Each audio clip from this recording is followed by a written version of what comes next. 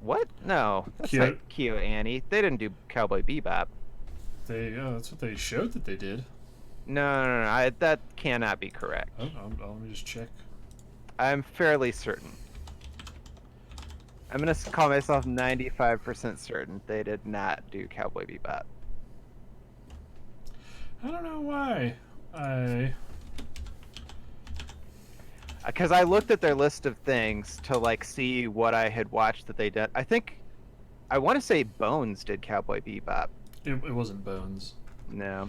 It said it was Sunrise. See, it's on Kyoto Well, Animation. It's on their thing talking about they brought it in because it's attributed to Sunrise. Yeah, Sunrise Animation is owned by Kyoto Animation oh, okay. because they're But like, I mean, that could be like they're a subsidiary of them or something. well, it could also mean they're in the same building because their whole building burned Mm, down and killed like almost 40 people. gotcha. Yeah, I Yes. was aware of the fire. I'd like looked through the list because I hadn't seen too many of their things, but I remember like Haruhi I'd watched, and then I think I watched all of the clan ads. Yeah, because they also did. Wait, no, that's not right. Anyway, well, aside from talking about things burning down, we're here for another episode of this goofy ass podcast. Yep, that So, we are. we're here today to talk about two cool things. The first being, as you can tell maybe from the background of our stream, is Stanley Kubrick's 1968 masterpiece. Was it 1968? Am I remembering Yeah, I correctly? think it's 68. Yes. 2001: A Space Odyssey. Yes, And I believe this was the first time either of us had seen it, correct? All the way through, correct. at least. Yeah. Okay. Because, uh-oh. What's up? We're getting messages from Fabulous Owl Riot. Oh man. He's dropping bits. Yeah. I can't get my PlayStation 4 app to work again, so I have the stream pulled up, but I can't actually see the chat. Maybe I can wiggle it into the corner. But I mean that doesn't affect me in any way at all. It's really just El Stisek who's affected by That's that. true. But, it is largely considered to be one of, if not like the best. I'd say probably the best sci-fi movie of all time, but then just in general film of all time. That's seemed Yeah. to be the pedigree At least behind it's it. like one of the absolute classics is considered. And it is a movie, before we get super into it, that I can just say it's a movie that while I was watching it, I was like, this is pretty cool. And oh Holy dang! shit. Oh, look. Oh! Well, Oh man. there's that. Thank you, my superpower is awkward. Oh man, fabulous. Probably had a whole thing planned out for this stream, and then fucking superpower just comes in and big man windmill dunked that right into the toilet. Man, he got big dogged hard. I love it. I love it. Oh man. That But made my day. that was awesome. Sorry, fabulous. Now we are at because you're a big dog in our hearts, fabulous. As I readjusted the bit goal to be a little more realistic after asking a few different streamers what their initial bit goal is. So now we have surpassed it. We are at 153% of our bit goal for the month. So Nice. the true hero superpower is awkward. Yeah, we genuinely appreciate it. Let's see if I can get this to work again if I can remember from my brain. What are you making work? Is yes, it worked. If superpower of awkward has anything else to say, they could say it now and maybe see things are a little different now. But yeah, it was a movie that while I was watching it, I was like, this is pretty neat, these are cool effects, and an interesting like sort of overall thing. And then I remembered that it's a movie that came out over 40 years ago, and I just had to sit and think, oh my god, if I was alive in the 60s and had seen that movie after seeing just black and white stuff or like This Is a Wonderful Life, my brain would have exploded everywhere. There Yeah. it is. Yeah, you're a VIP now. You're the specialist, boy. Yeah, it is like the effects. Oh, is it gonna get in the bowl? Yay! Well, thank you to everyone for being so generous today. That really means a lot. That it does. Now we just need 4 more subs. That will mean both goals are hit, and that means Will has to drink the rest of that ranch. Yes. But so anyway, we'll start, I guess, from basic things. What was your overall opinion of 2001? So I actually had like a bit of a roller coaster with this one. Because I started out really liking it. But by the time I was done watching it, I was just like tired and ready to be done. And so when I had like first finished watching it, I was like, that was cool, and I can see why people thought it was great, but it just got so slow. But then I like started doing a lot more research and just like thinking about it a lot more since, and I keep liking it more and more and more. And I also think that it's probably a movie that is really meant to be seen on like a movie theater screen. Like, I think there's a very important part of this movie that just doesn't work as well on the small screen as it's supposed to. I can definitely see that. Yeah, so like my experience of watching the movie was not necessarily great. That having been said, I do think it's a really incredible movie, and if it ever does another like movie, like if it starts showing in theaters again, and I know it does that from time to time, I'm definitely going to buy a ticket and go and like watch it in an actual movie theater the way it was supposed to be seen. Do you pay much attention to like when Cannes is starting up? Cons. Like the Cannes Film Festival? Oh, not too much. I mean, at least one of the movie podcasts that I listen to, one of the people from that will often go to Cannes, and so I'm like kind of vaguely aware of it happening when it's happening, but I don't pay a ton of attention to it. Because I know when that like comes up, a bunch of like art house theaters, and I'm assuming, especially considering where you live compared to where I live, you might have more access to those sort of things. Will have super like the best movies ever. They'll play in small theaters like 2001. I know around here in Tulsa they had one where they were showing 2001 around Cannes. Yeah. And yeah, there for sure is like a theater somewhere here that has to show 2001 at least once a year, so I probably just need to do some research and figure out when that is. But I completely agree. Like, for me, I didn't start liking the movie. I was interested in what it was, but I thought the opening was very slow. Yeah. It's a movie that's being very deliberate with what it's doing. I don't want to call it slow as much as it is methodical. Yeah. And then once it gets started, and I really liked the idea of commercialism in that movie. That was something I wasn't ready for. That when they're in space, they like this space station they were on had a Howard Johnson's. Yeah. There was a Hilton. And all this stuff, and like that's stuff that you see today a lot. Like they use that for like parody reasons, where there's corporations in future settings that you're like they normally wouldn't be there. And I was just like, yeah, that was cool. So when it got to the future setting before they introduced HAL, which is like what most people I think associate with this movie is the HAL 9000 and David. That part of the movie was surprisingly brief. I was really surprised, it being nearly a 3-hour movie, and then that section only showing up for like the last hour and 20 minutes. Yeah. During those sections and when Hal was introduced, that's when I really started liking the movie for like plot reasons. And then after Hal is dealt with, and then it's just David Bowman just pootering around in space, I was like, oh, okay, cool. Yeah. And then the movie has one of the most bizarre endings in movie history. Yeah. And I was like, cool, I guess. All right. And then there's a big space baby. Yes. Yes, So there is. I can't say it's not a movie I ever plan to watch again at my house. It Yeah. was like in college, I had a couple friends who were like, "This is my favorite movie of all time." I don't feel that way at all.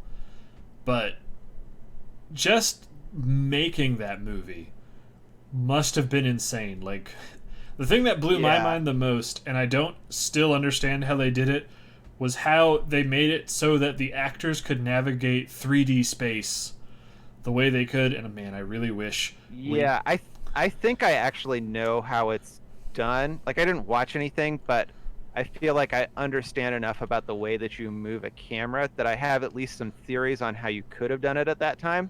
Because that was a thing I found really interesting too.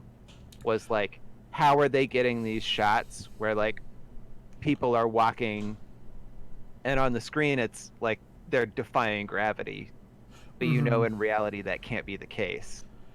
And there's like a couple of shots that some of my research showed me like here's how they did it. A lot more is like my guesses though. Um, but I'm pretty sure they built a lot of sets that were on that could be rotated. I mean, that is exactly how Yeah. they did some of those shots. Like that's how they do the famous like him jogging scene, Mm-hmm. and then Which is this such a cool scene. that is such a cool scene. And then the scene where the lady, like the stewardess, which space Mm-hmm. stewardesses, that's something that's nuts.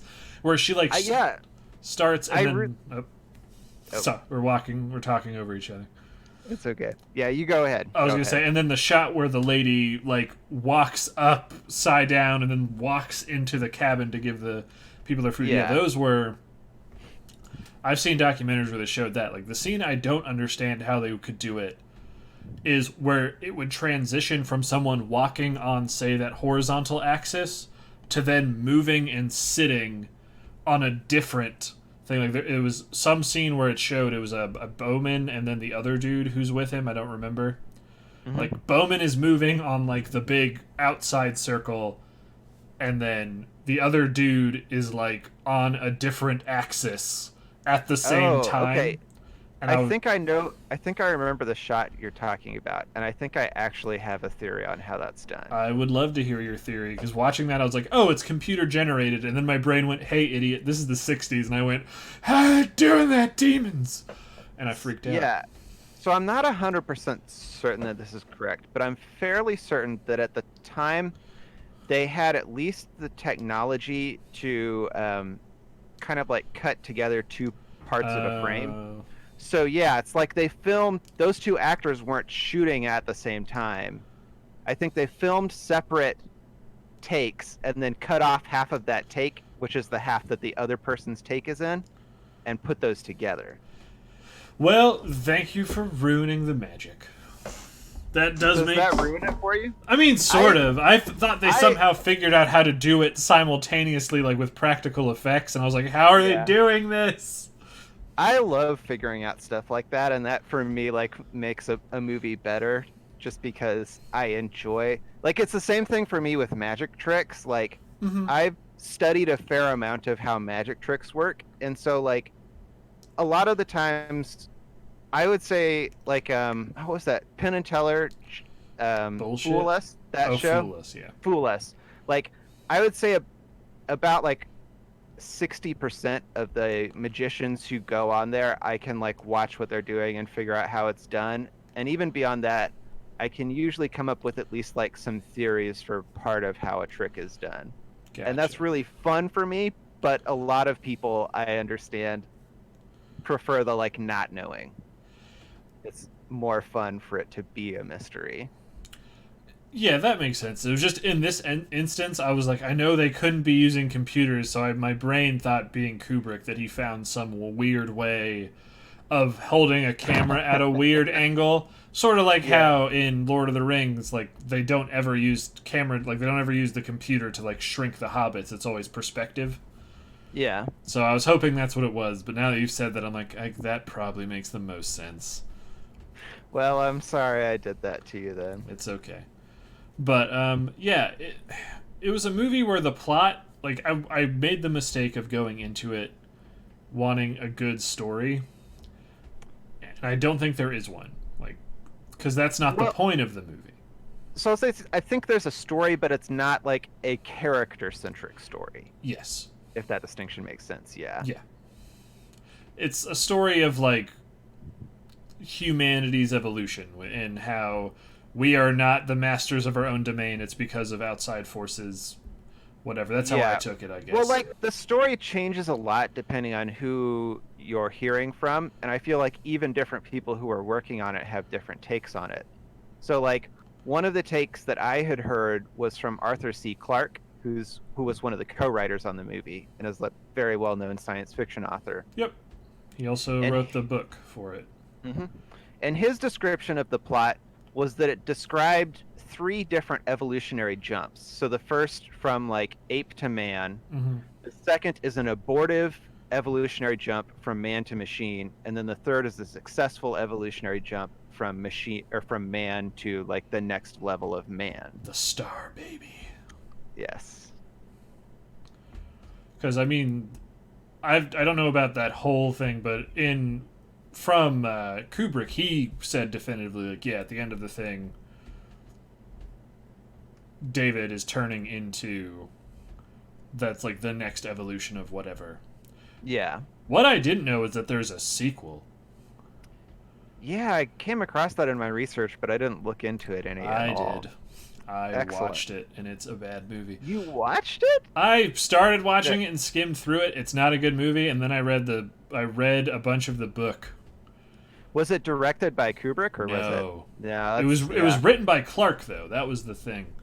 Is the book was written by Clark, 2010, the year we make contact, and it goes completely bananas. Like David Bowman is a entity of pure light, and the humans are colonizing weird stuff, and they're like, nope, the one plan of like Venus is going to start having life on it, and then Do how you actually see the aliens in the sequel? yes.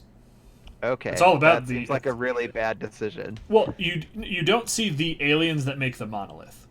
Okay. You see other aliens. You see Gotcha. aliens that get to become then sentient because whatever the Forerunners are. Because the Forerunners, you do sort of see that they're sort of just like a big collection of light.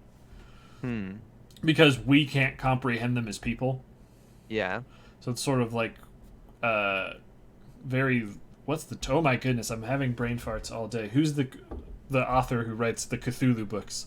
Lovecraft. Oh, Lovecraftian. It's very Lovecraftian in that aspect. And then at the end of it, it's basically Hal and David become moon bros, get into a crystal, and then they put that crystal on whatever planet, and they make it so that humans can't get to that planet and fuck up this planet that has the new life on it, and then that's the end of the book. That sounds like a terrible movie. The movie, I didn't actually I didn't watch it continuously. I started fast forwarding just to like see. It doesn't even have any of the same actors in it. At least that I didn't notice. It's kind of like the sequel to Wizard of Oz, then. I forgot there was a sequel to The Wizard of Oz. Indeed, there is. I haven't seen that. I'd like to sometime. But... There's a movie for it? Yeah. Oh, God. Anyway. Yeah, there's a movie. It's supposed to be like a bit of a cult classic, but also are debatably good. So, I don't know. It looks like it's got some cool, weird stuff going on. And if anyone in chat has anything to add on what we're saying, please feel free to say whatever. Absolutely. I don't... There's not like a button I can hit that says like, what do you guys think? But please, we want to hear from everyone. I see we have 5 people watching right now, so... Surely someone must have opinions on the sequel to 2001: A Space Odyssey. Clearly, they've seen it. But, is that a lot of reviewers of the movie at the time were like, the movie is good, it's not a story. If you want the story, read Clark's book. And that's sort of how it was, because both Clark and Kubrick wrote the screenplay. I don't think Clark is attributed to writing on like during the credits. And then for the book, both Clark and Kubrick wrote the book, but Kubrick didn't want any credit for the book. Gotcha. And they were written in tandem. Hmm. So every time someone was like, "What about this?" the other one was like, "That's good." So they worked together and made it. So like both of them should be taken as canon, I guess. Yeah. But because the only like really big differences between the books are in the book they're going to Saturn rather than Jupiter Hmm. because Kubrick couldn't figure out a way to make Saturn's rings look good. Oh, that makes sense. And because the other thing that happened, I guess, is the book was finished before the movie was, and then they had to just make some changes, like for budgeting reasons. Hmm. And then at the end of the movie, when the space baby shows up, like the very ending of the book is like, I guess there's a whole bunch of uh, like satellites that have nukes around Earth at this time, and the Yeah, baby so just it's crushes them all and blows them up. I'd heard some about that because if you remember the like very famous cut from the bone in the first segment to that space station in the second, Yes. in the original version of the script, that's the space station that had a bunch of nukes on it. And so the space baby shows up at the end and destroys that satellite. And so Oh. like that adds kind of an extra layer to that cut, and that like the monkey at the start is throwing up a bone which he's used as a weapon, and then it cuts to that satellite which is a weapon. Makes sense. I think about it. And Superpowers Awkward says, I didn't even know that there was a movie. Feels like a standard movie studio exec cash grab. I cannot disagree from what I saw of it. It was nowhere Yeah. near. And I did not give it any credit at all. I was mainly just skimming to see if I could see anything that we could talk about. So I did not give it a full watch with my full attention. It was more just like, what's cool in here? And then at the end, the answer was nothing. Yeah. But I've never done acid, Mm-hmm. but this movie made me kind of want to try it while watching that movie. Yeah, that is like the famous thing. Um,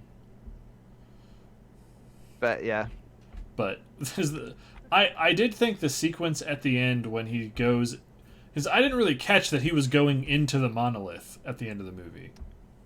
Yeah. Well, I don't know if he like if it's clear that he goes into it or is just like pulled by it into something or what. It's supposed to be that he went into it, according to the book Hmm. and to a post death interview that was released by Kubrick.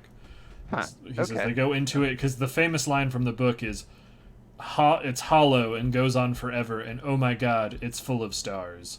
And that's the last Uh, any human hears from David Bowman as David Bowman. And then he gets pulled into it, and then he's getting warped through time. Because also in the book, while he's warping through the terrible tie-dye hellscape that is the inside of the monolith, he actually gets to see other civilizations who are sending their spaceships out to explore and have also touched the monolith. And he like huh. makes eye contact with like different species as they go past him, also in startled bewilderment. Yeah. And then I thought that whole sequence went on way too long. Yeah, that one I feel like is definitely one that would be a lot more engaging in a movie theater where like the actual intensity and loudness and overwhelming like colors and shit coming at you can like maybe feel more impactful in a way Mm, that like you can watch it at home and be like, I can see how cool this would be if I was watching it, right? makes sense. Um, I mean, I definitely like it. I had the same feeling watching it. Like, this is cool, but it goes on so long. But yeah, I do think like if it had the opportunity to have that bigger, more awe-inspiring impact on me, then like maybe I would like it more. And then the ending is weird. Uh, When what? he goes to the most Kubrick room ever designed. Yes. Like I also didn't like. I get kind of like what it was because it's about like a micro like evolution stages of man sort of thing of where he shows up first in a spaceship, and then he looks over and sees himself slightly older in a spacesuit. And then he looks again and sees a slightly older version of himself eating dinner. And Yeah. then he looks over and sees an oldest version of himself dying in his bed. And I couldn't understand if it was at first like if it was all happening in tandem, because like he would look from like the perspective of one time version, and then it would cut to the perspective of the other person looking back at them, and they wouldn't Yeah. be there, but then it would cut back to the other time person and they'd be there again, and I'm just like, what? Well, it's pretty cool because it like always leaps forward by leaping into the perspective of the person he was looking at before. Mm-hmm. And so then like the last couple of leaps are like him as the old man in the bed looks at the monolith, and it leaps into the perspective of the monolith looking at Space Baby. Mm-hmm. The thing I just don't understand is if it's supposed to be he, even though it's jumping, he realistically spent years and years and years inside of that room. How did he get that steak? Like, that was a nice dinner. It was a nice dinner. Because the only other food you see in that movie is either weird containers that look like hamburger boxes that they're drinking out of, or just like colored goop they're eating with the weirdest space spoons I've ever seen. Well, there's also the sandwiches. Oh yeah, I forgot that. Never mind. They did have crustless cracker sandwiches on that space bus. Made of something that tastes like chicken. Exactly. So like, do you have? Well, maybe it was chicken. Well, no, doesn't he say a thing like you can't tell that it's not chicken or something? Maybe he did. That whole part was weird. And I had a moment because where I was watching it, I had it pulled up on my computer and I was like live casting it to the TV where it would cut out for like a couple of seconds every now and then, and I didn't really roll back to see what was happening because I'm like, okay, they're just talking about the monolith on the moon. Yeah. I didn't catch that when the monolith started screaming at the sun that it was shooting out a radio signal. Yeah. I mean, I don't know, like, that was, I think that is the like common take on it, but yeah, it doesn't like tell you that. That's just kind of a thing you're supposed to intuit, I guess, is that like that weird shrieking is a signal. Because then they do say later that it's a radio signal in the movie. Oh yeah. When it's right. Yeah. I was just kind of a little disappointed of how little Hal was in the movie, because Hal has been this pop culture character that has been built up and parodied for like my whole life. He's really great, and he like he's like the only character in the movie arguably who has like an actual emotional range. Yeah, like David doesn't do anything. Even when he's like in space, and the only other person who he has to talk to has been murdered, and he's like completely stony faced. And like, I get that like maybe it's kind of realistic for him to be like that, because if you're sending people off for the most important mission of all time, arguably, like maybe you want that dude who can be stony faced no matter what happens. But it doesn't make for the most engaging story. One big plot hole that I had for that movie, just kind of while we're talking about things I don't understand, is why did they feel the need to re-rotate the pod to look so it was facing Hal for them to talk? If they wouldn't have rotated the pod so that he could look through the window and read their lips, be like, oh, they're planning to shut me down, nothing would have happened. Yeah, I mean, that like, I feel like you can explain that by saying like that's just what no, they tell him to rotate it around. That's what they do. They say, rotate the pod, pal. And I was like, okay. I mean, I feel like I know why that happened, which is because that scene was written specifically to be that scene. But yeah, I get what you're saying, that it doesn't make sense that they did that. But at the same time, like, they're not thinking this computer is smart enough that it can read our lips. So yeah, it was just more of like, it felt not like, it's not at the level of an idiot plot of like, if only these weren't dumb idiots, this wouldn't have happened. It was just, it felt weird that they knew going in to, like, if I was to talk about you to William, and I could go into a room and the room had like two-way soundproof glass, I wouldn't face you and be like, that Robert, I'm gonna steal all of his Animu figures. I would still be like, hey Will, maybe let's go over into the corner. Let's steal Robert's Animu figures with our backs to him, because that's how you secret things. But I can't let you do that, CJ. oh no! And then I just get sucked out of the frame. Yeah. That scene with the lip reading was a scene when in college we had to study for how camera movement can like inform the audience better than like having something directly told to you can. Yeah. The idea of you can tell because it'll cut to Hal, so like Hal is like, you could be like, he's thinking about something, and then the fact it cuts to their lips, back to Hal, lips, where that's so much more effective than if it was just Hal, full body shots of the people, Hal. And I was just like, that is a good point. Seeing it now in full context, I was like, that's pretty neat. Yeah, I mean, I think that's a great scene. Yeah, it's really good.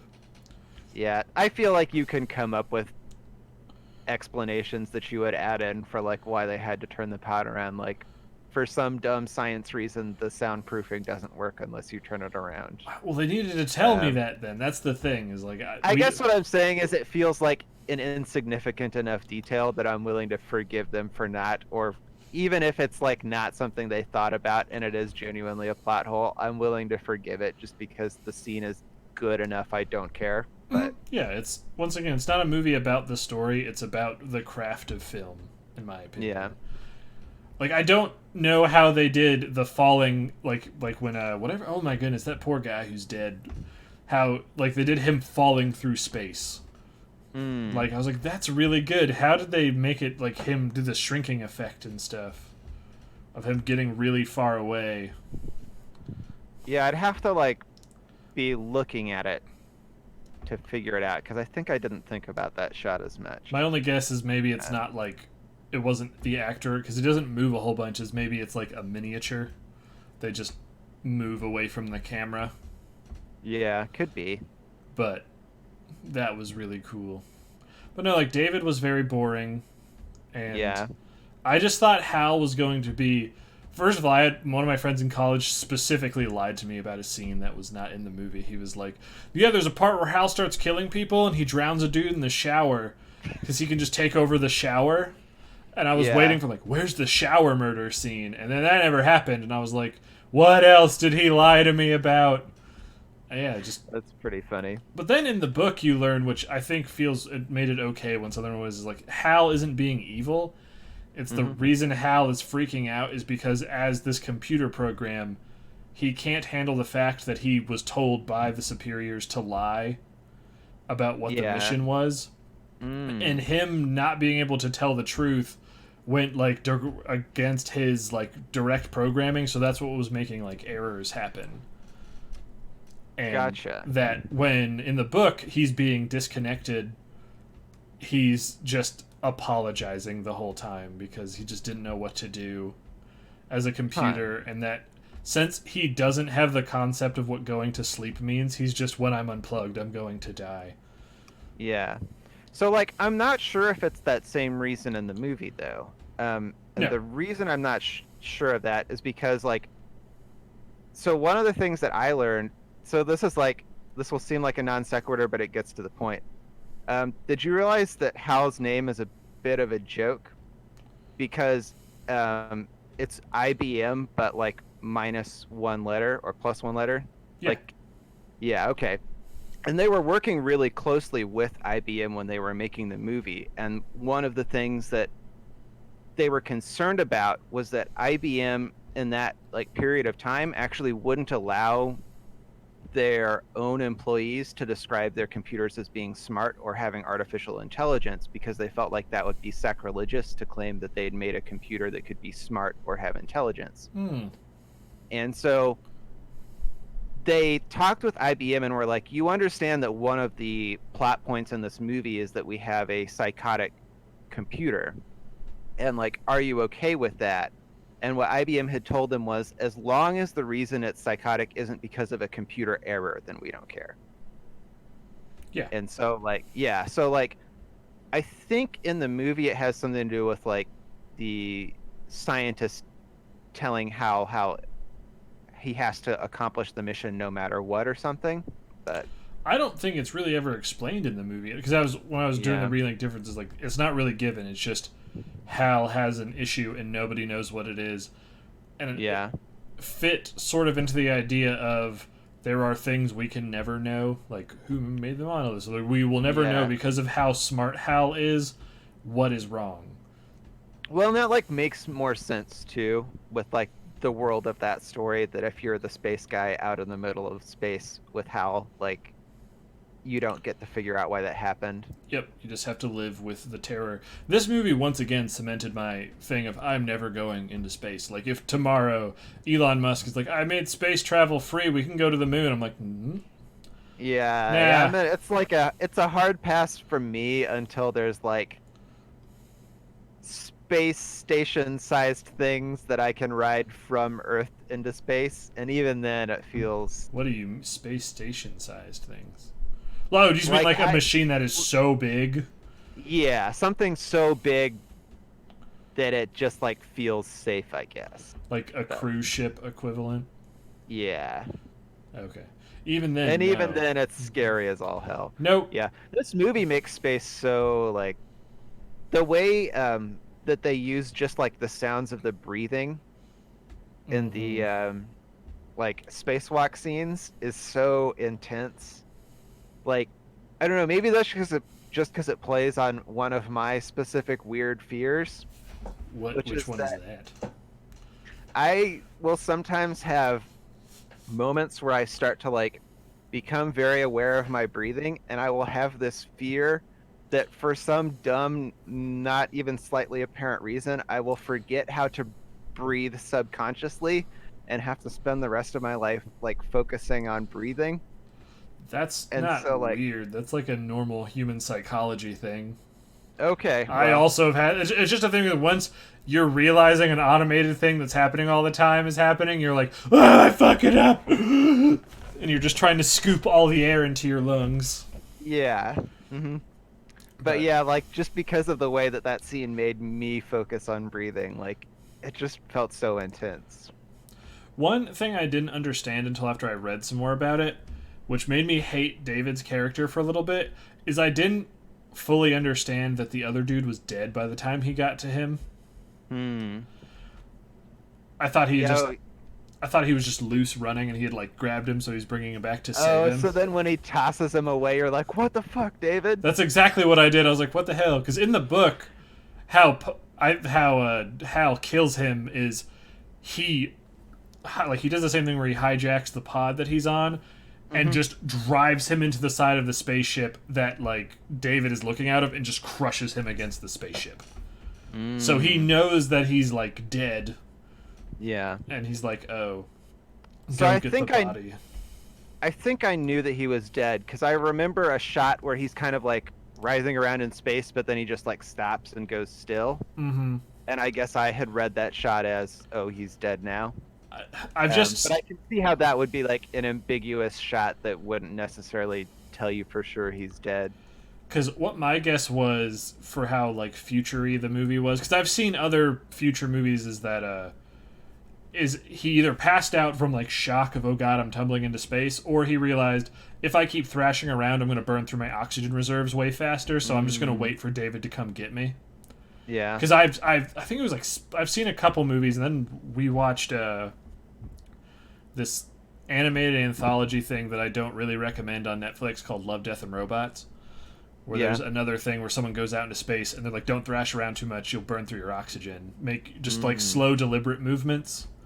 yeah. So that was what I thought was happening. So then when David just goes, bye, because I have to get back in, I was like, I understood like why he did it. Is he's like, if I don't get in, Hal could do something, so you have to die. But in the book, it's like, no, he's supposed to be dead, and in the movie, he's supposed to be dead because it cut his air, Yeah. and he is already suffocated. So David was just going to get his body so he could be buried. Yeah. And I was like, oh. I But yeah, also, the scene that comes right after that is fucking fantastic though. Like, It was. I liked it for how almost downplayed it was. Like it felt realistic. Of this, are you talking about the one where he is jumping from the spaceship into the? Well, I guess I was cutting in my head to like where he's inside. I guess I was cutting to like the next big scene that really stands out in my mind, where he's inside Hal and taking him apart.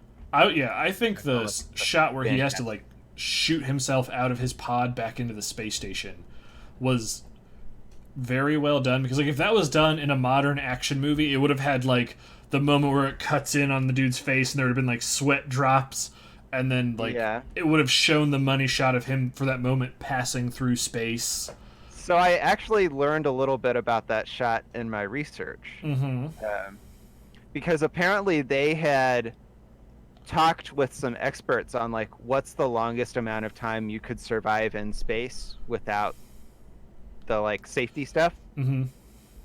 And he was like, yes, it's super short.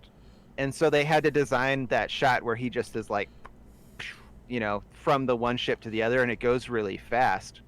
And I guess the way that they shot it was they had the actor like tied to a rope or something, which was held by some guy who was like normally a carnival worker.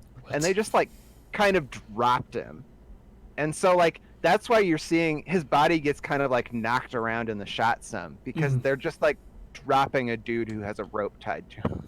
Because that was another thing, like as it was happening I was like, how are they doing this, like falling, well, getting shot into another area of zero gravity so well?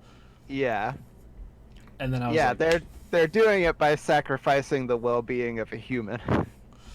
That never stopped Kubrick before. Not at all. Not even a little bit. But anyway. He's famously kind of a sadist. Yep. But you were saying the shot going into Hal was really cool. Yeah. Well, I just love the scene though where he's like pulling out Hal's parts and like Hal's talking with him. Like the way that Hal goes from like first just calmly trying to convince him and even like gaslight him a bit, like you should take a calmness pill and just wait a while, into ultimately like stop, please, begging, just like begging, and then just being like, I'm scared, and then like singing Daisy, which it did bug me that like that's what they called the song, but that's not the full title of the song. The full title of the song, Daisy Bell, and I'm just like, why can't was it that hard to say that extra one word? There's kind of a cool story behind that. Also, the fact that the computer sings Daisy Bell, which is that Arthur C. Clarke had visited the IBM laboratories, and they had shown him a computer that they were teaching to sing Daisy Bell. Nope, that's spooky. But it goes even further back, because the reason that IBM was trying to teach a computer to sing Daisy Bell is that way back in the day when Alexander Graham Bell was testing the telephone. That was Mary Had a Little Lamb, though. Well, that was like one of the other songs, I think. Oh, okay. Yeah, it was just like one of the songs that they used.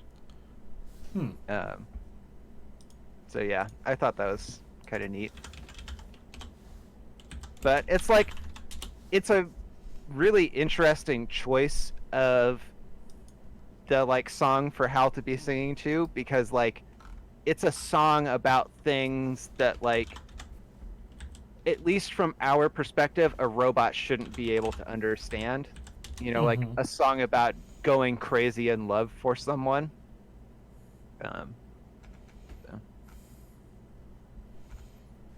Wait a minute. How could... Was my research wrong? Yeah, because I was like, Daisy Bell was written in 1892 and the telephone was invented in 1874. I mean, maybe I was thinking of the... I don't know what I was... My research was either wrong or I've misremembered something. And I have no way of knowing which one it is. Because it could very easily have been like it was the radio instead of the telephone, and my dumb brain is just like doing dumb brain things. The selection of that song felt extremely deliberate, whatever it was. Yeah. Because it was just like, I mean, it's great. Even if the like phone part isn't true, I'm fairly confident that the IBM Labs part is. That sounds completely true. The only reason, because when I looked up Daisy when I was looking at it. I was like, how old is that song? I knew it was in the end of the 1800s, and then the phone was a little bit before that. That's why when he said that, I was like, wait a minute. Gotcha. All right. Well, But what was it? I also really appreciated that while Hal was going crazy, David still kind of had the pity to be like, yeah, sing the song for me, Hal. Rather Yeah. than, you're a crazy sadistic murder machine, and I am going to just keep ripping out all of your brain parts. yeah. Which is something that is a big focus of the sequel, is Mm-hmm. Hal trying to make up for what he did, even though it technically wasn't his fault, and David forgiving him. Hmm. Because that's what David, like, he uses the last of the alien magic juice to ask the aliens that made him if they could pull Hal out of out of his computer, because at the end of the sequel, Hal is going to sacrifice himself and the ship that he's on to, like, blow up to keep this wave of, like, the equivalent of, I'm glad we talked about Evangelion, because it's like the equivalent of, like, a third impact from spreading out and killing all life in this one part of the thing. Yeah. Is he asks these aliens to turn Hal into a being of light so that they can hang out together. And then they do, and they become best buds. Sounds like a much more Hollywood ending than the original. Yep. Yeah. But anyway, so do you have anything else you wanted to say before we move into the next, possibly more goofy section of our podcast? I did have one fact that I'd like to share because I think it's a funny fact, I'm very excited. which is that apparently Stanley, like, well, so like it's very obvious Stanley Kubrick was like really obsessed with creating a sense of realism. Mm-hmm. And one thing that he was very concerned about was the idea that before his movie came out, actual aliens would come to Earth Oh no. and would make his portrayal of aliens irrelevant, and then his movie wouldn't make money. So he actually wrote an insurance policy with Lloyd's of London and tried to get them to take this policy so that if aliens showed up before his movie premiered, he would be covered. Did it work? My understanding is they did not accept that policy. Okay. Oh, that is going to be weird if aliens do show up and they're just like, this isn't like anything. I'm going to be really pissed if the aliens show up and they're just other people. Yeah. Like, this is just us. But magenta. It's us the whole time. It's just humans all the way down. But Not turtles anymore. Nope. Nope. Any other goofy facts? No, I think we got all my good facts. All right, they were good facts. All right, so we're going to move to the next part relating to video games. And this is something that I've wanted to do since we've started this channel, because I really want a big part of this channel to be like the art of game development. Which Yeah. I will admit I need to get better at while playing, is talking about stuff during like a gameplay. But what we want to do here today is sort of develop a hypothetical game. Using aspects and mechanics from our imagination or other games, and put them together and make something that could theoretically work without ever going like, no, that thing's stupid and it wouldn't work. We're going to, each building block we're going to adapt to fit into the rest of the model. Oh, hey, thank you again. Oh, wow. Yes. Thank you very much. Get wrecked, Stysic and/or Fabulous Alride, I guess. You're not climbing out of that hole. Yeah. But yeah, have a good one, man. Thank you so Definitely much come for back stopping and see us by. again. We miss you. We do. And get this to work. Oh no, don't leave. Unless you're talking to him. Unless the idea is something like, every 5 minutes the left and right controller stick should switch function. I'm like, that's a bad idea. Yeah. So without further ado, Robert, would you like to kick it off with what you want to start with?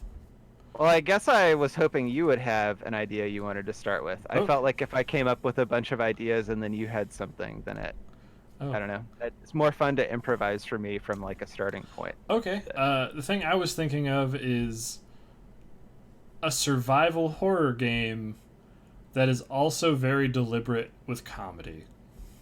Okay, I'm So interested. how? Um, Oh, then go right ahead if you have any. Want to add immediately. so do you have like a kind of like setting that you want this game to be set in? How I Or imagine the setting was almost, if you could follow with me, is like a mixture of. Have you seen A Cabin in the Woods? yeah, it's been a little while, but yes. Is imagine the Cabin in the Woods like science facility as Mhm. directed by like the people who make the scary movies. So it's like a parody of that, which in and of itself is a parody. So it's like Mhm. there's horror stuff. Whatever happened to the player is like an experiment that's supposed to be happening. But then as Yeah. the game goes on, it's clear the people running the experiment have lost control on it. And then Gotcha. but then there's going to be like weird like a joke of like the players being interviewed and it's being really scary, but then like in the background you see like an employee like kind of realize he's come in the frame and go, oh god, and like backs up. So like weird shit like that, which in the moment I feel would break the feeling of tension in the scene, but then that sense of levity might make the viewer or player more vulnerable to then something scarier coming down the line. I don't know how it would Okay, work. so like is the idea that you're creating that sense of levity because like the player's experiencing something horrifying, but then like something cues the player into the idea that the people who are supposed to be in control are not actually in control and are also kind of panicking to figure out how to fix it? Yes, stuff like Like over the you're inner. getting chased down a corridor and then there's like a guy on voice like, "Oh fuck, I hit the wrong button." Exactly stuff like that, where it's like, oh, haha, like behold the Minotaur, and like the door opens and it's like a whole bunch of like squid monsters, and he's like, fuck, no, Steve, and then like you hear him walk off to like yell at Steve, but then while that's happening, these squid monsters are coming after you, and you're like, I gotta run. Okay, I like it. And I feel like I have an idea for maybe how you can make that work Okay. in a way. So like what if the monsters are a kind of like psychic projection in a way, Mm-hmm. and the person who is supposed to be controlling it is just like having a hard time getting control of their mind, or maybe even there's an implication that the monsters are created by a some sort of link between the person controlling the thing and the player. And so like the person who's supposed to be controlling it could also be yelling at the player like, dude, if you want to stop getting chased by a giant clown with razor fingers, you gotta get in control of your head. That could work. So like you're saying like the monsters themselves aren't like real, they're created by whatever like this person is doing. Is that what you're saying? Yeah. Okay, I think that would work really well too. With like the comedy thing, is the idea like this is happening on a Monday. So like Uh-huh. the guy is just having like a bad. He hasn't had his coffee, and he's just like whatever. And then like gravity will like switch on its axis because he's like, oh shit, sorry, I forgot, I wasn't paying attention. Yeah. Okay. So like here's an idea. This is just I'm just brainstorming here. That's what this is Um, about. yeah. Okay. But so the idea is maybe this is a world where there's something akin to Bitcoin mining, but it's something that you do in virtual reality that requires two people. Okay. And and the way that those people experience that process is as a psychological projection, and they're like mining something out of their own mind. And one of them, it's like his first day on the job, and that's the player character. And the other guy is like maybe a seasoned veteran, but maybe also getting like a little senile or something. Like he should have retired 5 years earlier. Okay, so Um, the and so player yeah, is a member of the organization. I guess that's my thought. Is like maybe they're like a new hire who they don't even completely understand what they're getting into. Like they just like responded to a help wanted ad that was kind of nondescript, but the pay sounded good. And Okay. then they were like, "Hey, so you just get in this thing and you'll work with this other guy here." Something Okay. of that nature. Something I was thinking about that works. That I was thinking I about mean, because sorry, what were you I gonna was say? gonna say I'd love to hear other ideas too, though. Is because I guess the brain that I had is that this person was like going like full cabin in the woods, that they like the setting that it starts taking place in, it doesn't feel like you're in like a facility. You're Hmm. like in an old school or something, and then it's this, then as you get deeper in you're like, oh, I'm in a facility this whole time. But that's more like narrative rather than building. The thing you said that gives me an idea is something I have disliked in horror games that have become, I think we're getting over it now, but were like the big hotness for a while, Mm-hmm. was, oh no, monsters, all I can do is run away and hide in a dumpster. Yeah. Like Outlast, the Amnesia games. There wasn't any way to defend yourself. Mm-hmm. And did you play Outlast, Outlast 1 and 2? No, I haven't played any of them. I want to recommend them, sort of. Also, I well, kind of I kind of hate games where you can't fight back is the thing. then I don't recommend them. Yeah. I sort of recommend one because it has a really good movement system. Like, that's sort of made up for it, is that there's like parkour and stuff to get away from Hmm. dudes. But Yeah. while I'm on the thing, before I forget, if you can be stealthily looking up in the background, if your computer can handle playing the shitty co-op Star Trek shooter, that, like, I see go on sale for like $2, and I was like, I know you hate new Star Trek, but you could tell me new Star Trek stuff while we're playing it. Yeah. Yeah, I mean, you definitely have to what's the name of it? It's just Star Trek. Just Star Trek. I'm pretty sure. Let's see. Star Trek Adversaries? Oh, okay. Star Trek. Yeah, it'll Yeah, have you new read Kirk it. and new Spock on the front of it. I hit the minimum, I don't hit the recommended, so. Okay. But I mean, that's better than some. Like, I'm pretty sure Dark Souls, Do I hit either for Dark Souls 3? Let me see. If it is like frame rating us out, I can't imagine you hit the minimum for it. Yeah, I don't even hit the minimum for Dark Souls 3, so. So something to I think guess I about. at least. Okay, yeah. I mean, you would definitely have to consent to a lot of rants about how awful the new Star Treks are That's and all I want, by the way. the Like horrific things that I wish upon J.J. Abrams. But that works for me, and if there's other people who want to see that, let us know. That is exactly what I would want. okay, if it's on sale for a couple dollars, like I don't know, I may not be able to sleep that night knowing that I gave money to that, but I'll be able to live with myself in the fullness of time. All right.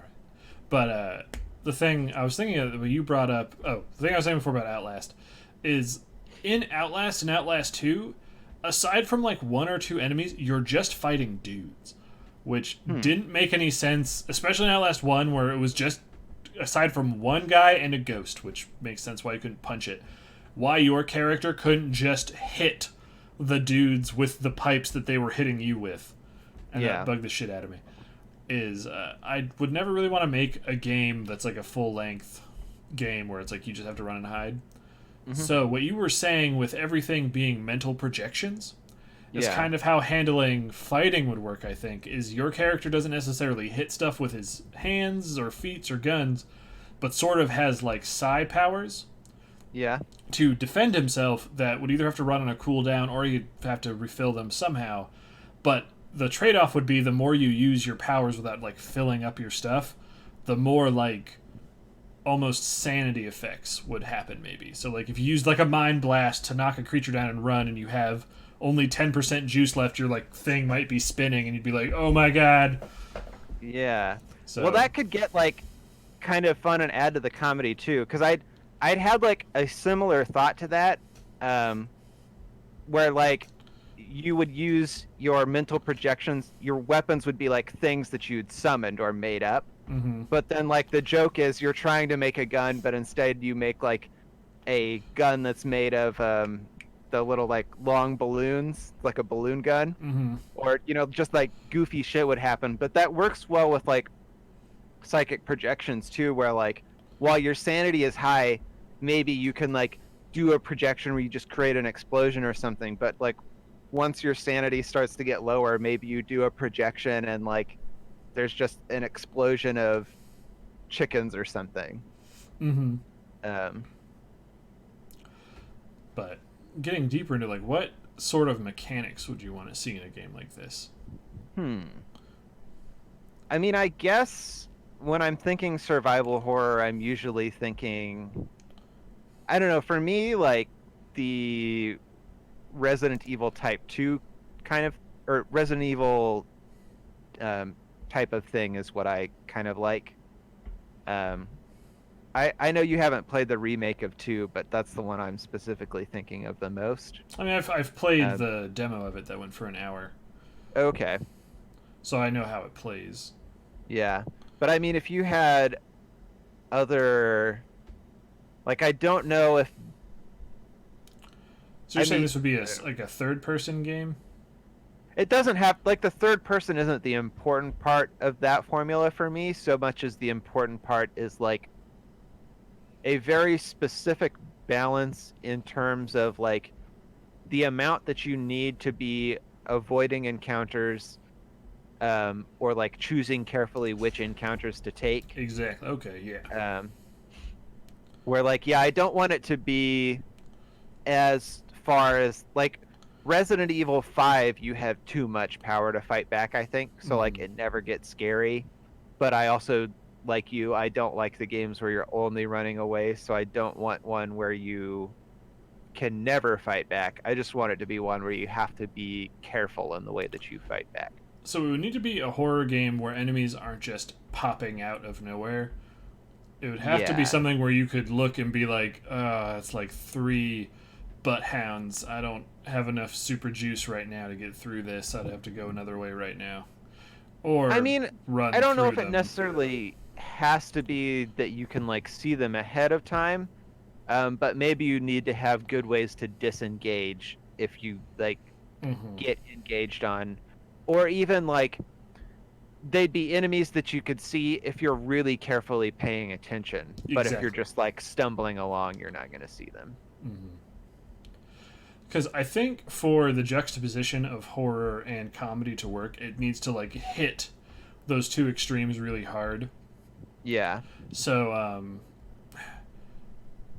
either having an upgrade system or the thing you use to, because I'm not a huge fan of regenerating health, and I'm using health as also like your psi power in this instance, Yeah. where it's like you get shot in the face 5 times, then all you have to do is hide behind a desk, then you wipe all the strawberry jam off your face. I like it in like action heavy games, but I definitely agree in survival horror games that it doesn't belong there. Is I think my favorite sort of health system that there is it is like your health is divided up into like pips, usually like 4 or 5, Hmm. and your health will go down and does not recover except for that final pip. Like that one, once Yeah. you take damage, it will always refill up that final pip. So to get back your, in this case, I'm referring to your psychic juice. So you can use your psychic juice and it won't ever fully recover on its own. You need to get something to Yeah. refill it. Is the way of getting that psychic juice needs to be, I think, it either needs to be something really weird that maybe changes, like maybe at the start of the game, you're drinking like cerebellum cola or something, haha, hyperly commercialized, but then by the end, like the machines that make the cola are busted, so you're just Hmm. yanking this tap out of the wall and just jamming it into your arm to like shoot the coke directly into your body. Yeah. So Or yeah, I mean like I like that idea and the idea like I like it if it can get even like sillier at random times though, where just like there are like the idea of like you're ripping the like coke thing out of the wall and putting it into your veins is really funny to me. mhm. But like I don't know if I That's want that to funny to just you? be at the end. Well, I mean like it's a horrific thing if it actually happens to someone, but like it's also like kind of a funny idea in how dumb it is. Okay. And like the vision in my head, I guess, of a guy like taking the cerebellum cola, jamming it into his arm, and then he like maybe gets all buff and muscly and ready to fight is like kind of funny.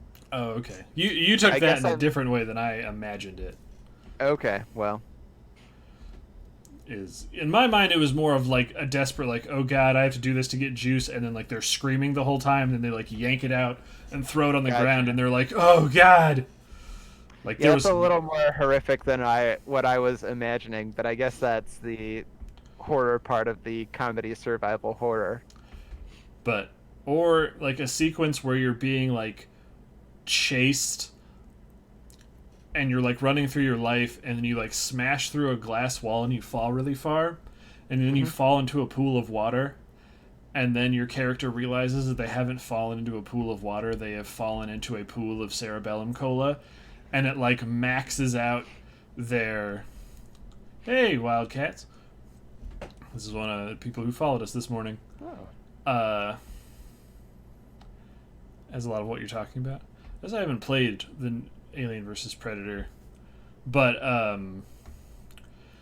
just have like a brief moment of catharsis where you climb out of this pool and you have like infinite psychic juice for a little bit, and it's Yeah. playing like a fun song like Long Tall Sally by Little Richard, and you're just running through the halls just wop bop baloo bop balap bam boom, just like blowing dudes up left and right, and they're like, hey Craig, you okay in there? You're blowing up a lot of stuff. Yeah, it would be pretty great. That's like great too as like a short sequence that you can have that brings like a sense of fun back to the game and you're like laughing and having a good time. And then you can just like slam out of that sequence out of nowhere and like suddenly you're back to the horror at some point. Exactly, yeah. I So don't. yeah, you'd I don't know if this was something that you'd intended or like but I think you'd said at one point that there's like maybe a link between the psychic juice and your health, and I really like that idea that like the stuff you're using as ammo is your health, because that seems like it really ratchets up the importance of choosing which engagements to take. I'm trying. I know I've played a game where like, okay, I. It's not. It could I, work. Is that sort of thing? This is without trying to break the rule. It's more of just guiding note. Is that's sort of how Kingdom Come Deliverance works? oh yeah. Is your health is tied to your combat ability? Hmm. Is your health, your stamina bar can only be as full as your health bar is. So the more you start losing, the harder it is to kind of start winning again. Mm, Because the more you get hit, the less you're able to hit them back within the same fight. yeah. So if we wanted to do that, we'd have to be very careful. So that way, if say you get smashed and you're like, I went from full health to health, which means by the rules of our game, you can only do the exploding chicken attacks or Yeah. whatever that low tier psychic ability attack is. We need to make sure that, like you said before, the players have a way. Is this Tim? Is it Tim? I'm not sure who Tim I don't know who is. Tim is. All I know is that Wildcat is from your guess. This is Robert. He is Yeah. he's another streamer on here. We play with him Mondays, Saturdays, sometimes Fridays, and then we have this podcast every Thursday. Yep. He's We talk about a movie and a gaming thing. but Wildcat's from New Zealand, which Ooh. I thought was so cool that someone halfway across the world was watching me be stupid this morning. That is pretty cool.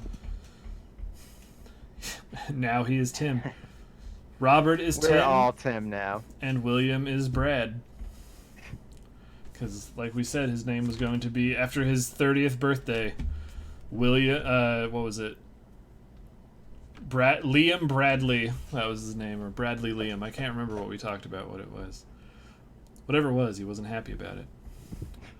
So, but I guess the biggest point of this game idea that I had was juxtaposition. Is I can't think of too many games that try to like go one way or the other. It's usually something like Outcast 2, I think, is the worst example of a Yeah. horror game in terms of like it's just pushing your face further and further into the mud to the point like once you see some Mm. horrible things, you're just numb to it.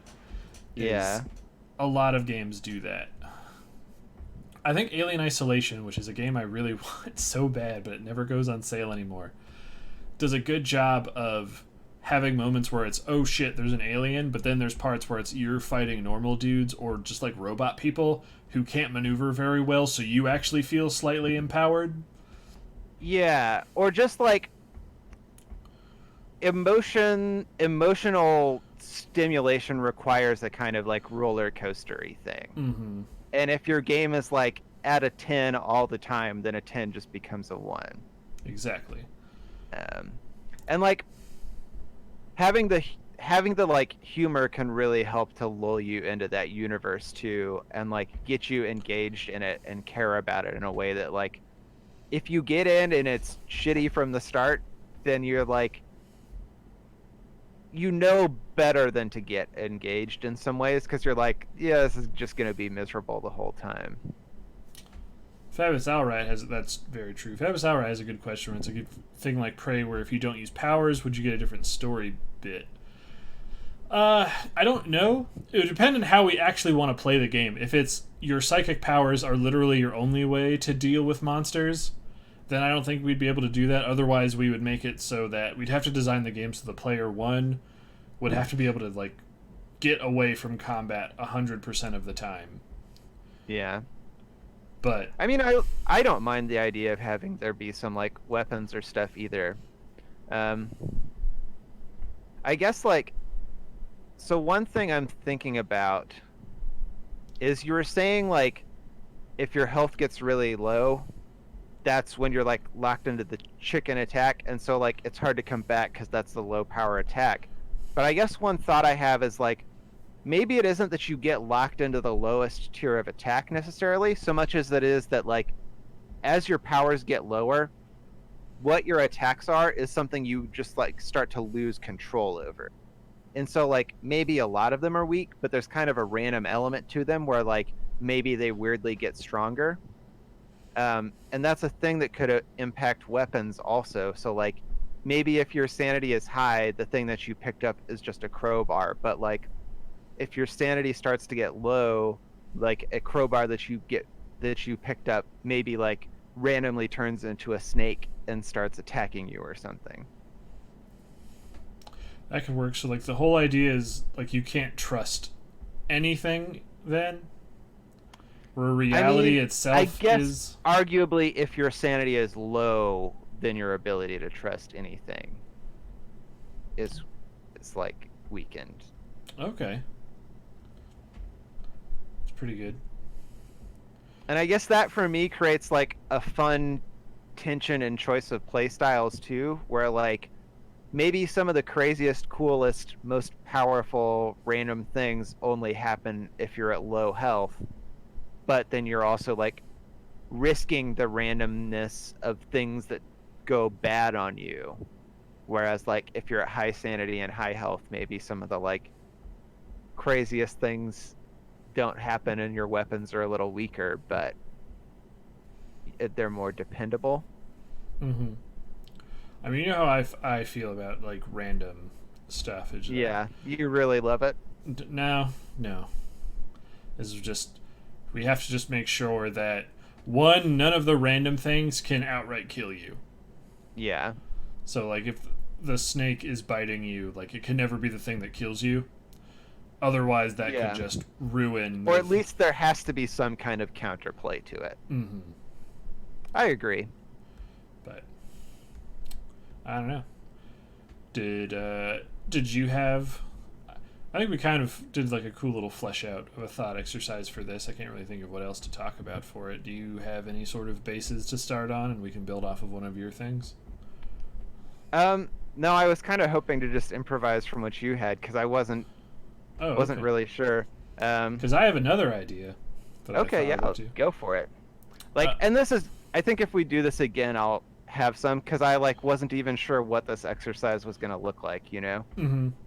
Um, Uh, but I guess the idea of this is because I really like Hitman games or games Mhm. where you're dropped into almost like a closed off playground sort of area and you have a lot of room to explore and do stuff. Is uh, you play as a robot assassin that in a world where, say, like, robots have basically taken over the world and humans are enslaved. You're playing as a robot that has been hijacked by human resistance and is set in to destroy, like, heads of state of the robot.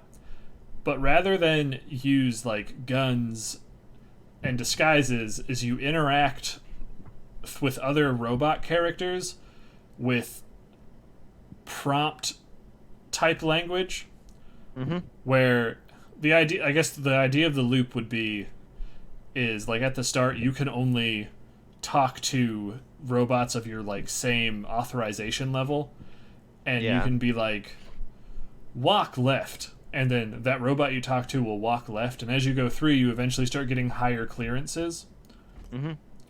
And it would be a game of learning things, so you just, instead of amassing weapons, you would be amassing keywords that you can use, and it's just, you would kind of go through a map trying to figure out keywords that would be important to, maybe like the word milk doesn't necessarily mean the drink in a thing. It might be like a kill phrase for someone, and you might be like, milk XO319, and then if XO319 hears that, they'll blow up. Yeah. So that's the idea, but then there'd be like a weird, mundane sort of sense of...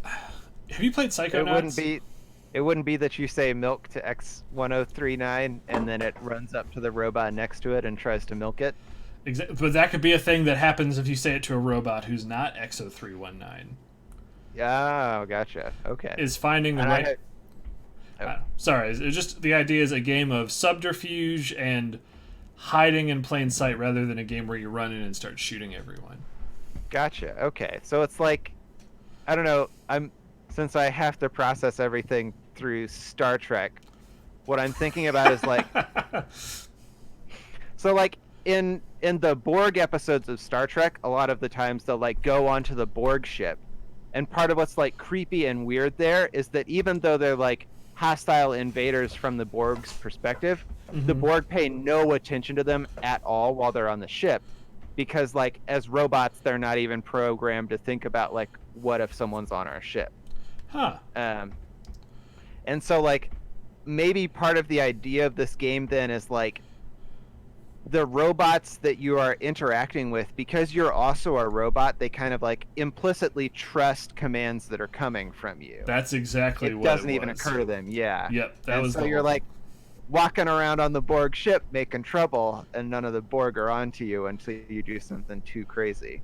Except they're not Borg, they're robots. You jumped right into it. That's what the idea was. And then sort of like the flavoring is your robot is very not happy with the fact he has been hijacked by the human resistance, but can't do anything about it except just voice his disapproval. So yeah, that was the thing, is it would be a mixture of like either you would use those prompt commands, either like maybe you hack them when they're not looking at you, or you can like directly walk up to them and be like, Unit 7, I'm this, whatever, and then maybe there'd be like a sort of bluffing system where if you don't have the right credentials but you've like discovered other things in the map, like you can present conflicting evidence of like, only persons with red shoes can be in here, and then it's like you've dipped your feet in red paint and they're like, but look at me, I have red shoes, and they're like, oh, you do have red shoes, but wait, all red shoes are already present in the thing, and then they just blow up. And then since they blew up due to like a faulty thing rather than being attacked, the other computer programs are like, oh, dang it, and you're fine. Yeah. So it would be like they just like chalk it up to a system error. Exactly. And then someone comes and sweeps him up. And then you're like, I'm in. Yeah, I like this idea a lot. This sounds like a really fun puzzle game that I want to play. This is like, after we worked on Tactical Butt Operator, and I was like, oh my god, I don't know how to make physics. I was like, I would like to still play a puzzly first-person game with the sort of jumping that we had, but maybe we do something else. And then I was like, I don't think anyone's made a game like this. I feel like the game you're describing is actually something that you could probably build in RPG Maker. Like, if you wrote the script for this, I feel like there's a way we could do it in RPG Maker. If that's what we want to do, that would also be good for me. If you want to draw all the robots. But yeah, I mean, we could definitely figure something out. sounds good. But yeah, that's the starting point, is a game about not necessarily picking up a gun and shooting your target, but maybe. And then the other thing I was thinking, if we could get super crazy, is like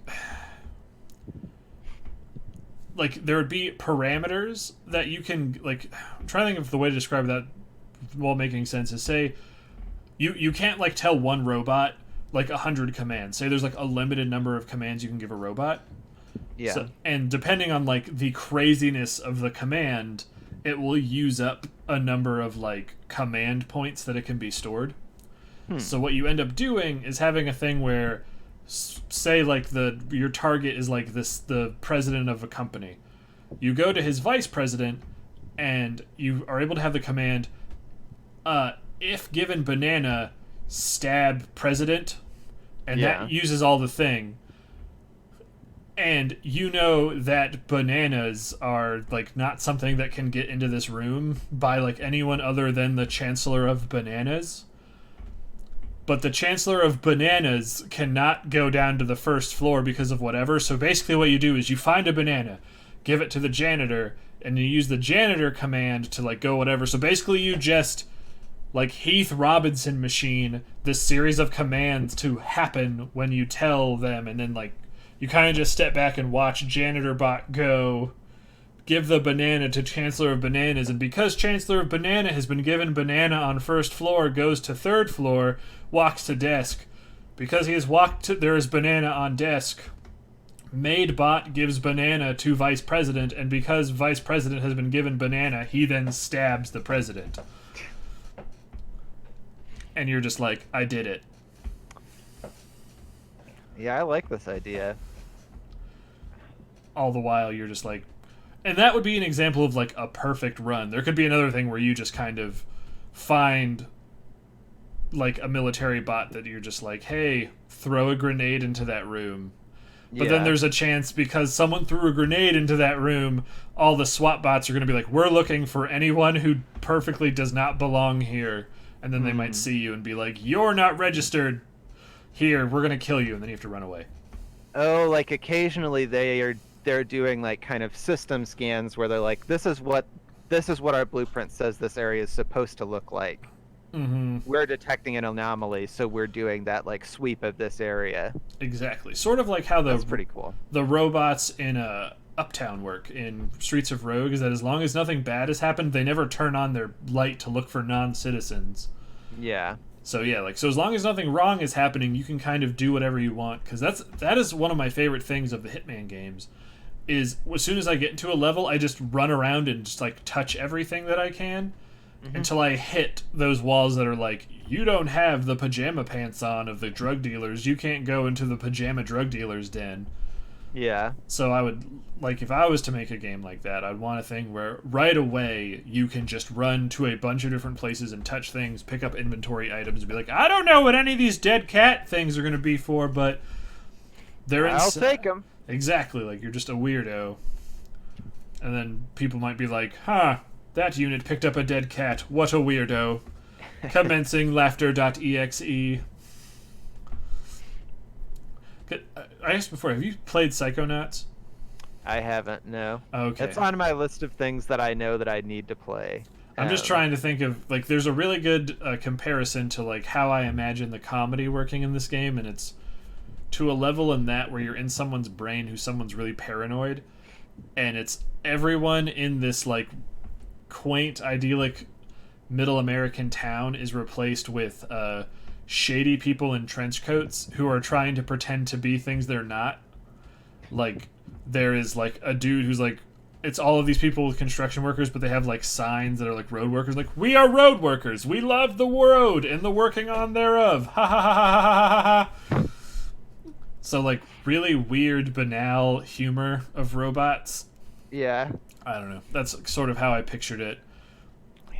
I don't know, like if this is a comedy thing, one thing that I think of that could be like a funny ending is Mhm. like the ending would be that you somehow introduce a piece of art or literature to one of the analysis robots that just like the colony suddenly understands humanity in a new way and is like changed emotion, they like feel emotions for the first time or something, That's but then awesome. you like Oh, you do I mean that's like an awesome end, but I guess the like if you want to turn that into a joke, then you like reveal what that piece of literature is, and it's like it's something really dumb.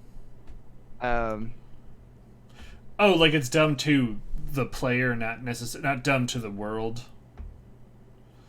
well, I guess I was thinking like, I mean, it's not a piece of literature, but like a thing that would be a joke that you could do is like you upload a TV show to them and like suddenly their outlook on humanity has changed and they want to be friends with humans, but then the reveal is like it was season 5 of the Jersey Shore or something. Yeah, so that's what I'm like. So So it's like, in yes, in world, it's profound to them and life changing, but then to the player, they're like, it's like if you gave them a book and they're like, this book speaks to us in a way we've never understood, and then it's like you look at the book and it's like 500 knock knock jokes to read on the toilet, and you're yeah, like, exactly. so the player's like, oh, this is stupid, but haha. But in the world, they're like, this is the thing that changed it. Uh-huh. Oh, that is. Well, I wish you wouldn't have told me that until we were making it, because now I'm like, now I know the fucking game ends. And now so does everyone else. All three of us. Actually, now there's a Yep. fourth person. Hello. Ooh, they're in on our secrets. But I don't know. So I was trying to think of like what's. So are we good with keep to work on this one for a little bit more? Sure.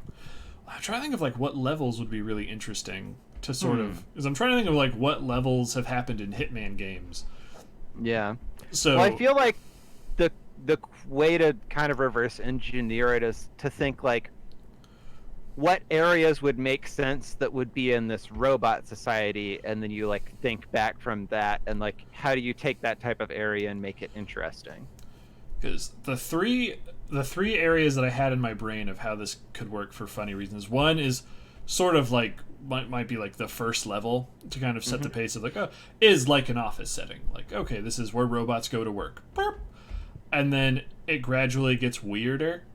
Yeah. So, and then one I thought was like an amusement park. So like, and people are like, I am having fun, and like we would see like what sort of amusement park rides robots would enjoy, Yeah. or do things where I had an idea of like maybe one of your assassination targets you get to go onto like a Ferris wheel, but then you have the Ferris wheel commander person like crank it up to 300 and it just pinwheels and throws everyone off of it. But then the one I thought that could be, I don't know, the weirdest one is it's a human museum, and it's just a museum of like rampant misconceptions of human like biology and like culture, Yeah, that would be pretty funny. and you're I just like, guess the other idea that had occurred to me is like maybe part of the way that this world works is that when robots took over, they just like started using the old human structures because it was more efficient to use the old human structures. mm-hmm. Um, and so you could do like silly things like for no apparent reason, the robots have set up shop in like a model train store and they're like frustrated because there's model trains running around and lower the efficiency of their stuff, but they don't know how to fix it because they're not programmed to think about like how model trains work.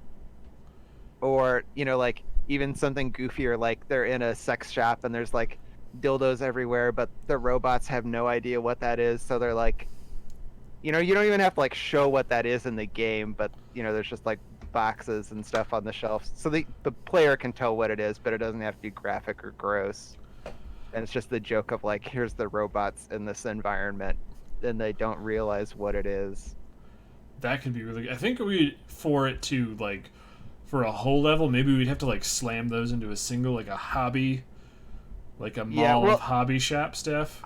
I would love I this is like a weird thing about me. I really love the aesthetic of shopping malls. Yeah, I would be shopping so malls are so excited cool. to do a like shopping mall level. Well, that was what I wanted the third level of Tactical Butt Operator to be, was a shopping mall. Nice. So I was just like, because then there's just weird shit you can pick up and throw. And do you Yeah. remember that stupid, like, we talked about it in high school, of like a mall video game where like the mannequins uprise and you fight the mannequins? I don't know. Oh, I just remember we talked about it and we were playing some game like in class, like it was like during a free period, and it was Will and I were playing. It was a game where like you couldn't say the word, but you had to get the person to guess what the word is on the card.